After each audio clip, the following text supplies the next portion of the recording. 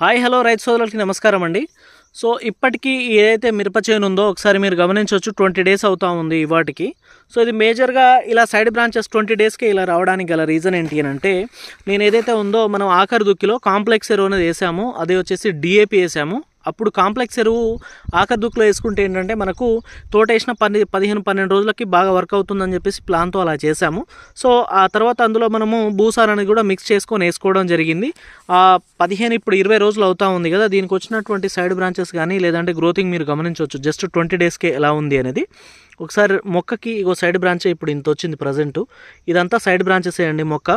So కంప్లీట్గా ఏదైతే ఉందో గ్రీనిష్గా ఉంది మొక్క, మీరు గమనించవచ్చు. గ్రీనిష్గా ఉంది, ఎక్కడ కూడా ఎల్లోయిష్ కలర్ లేదు. ఇన్ని వర్షాలు పడతా ఉన్నా కూడా అలాగే ఎలాంటి ప్రాబ్లం కూడా వేరుకుళ్ళుడు సమస్య లేదు. అలాగే నిన్నటి వీడియోలో చూపించాను ఆల్రెడీ వేరు వ్యవస్థ డెవలప్మెంట్ ఎలా ఉందనేది. సో క్లియర్గా వేరు వ్యవస్థ డెవలప్మెంట్కి అయితే చాలా ఎక్సలెంట్గా పనిచేస్తుంది.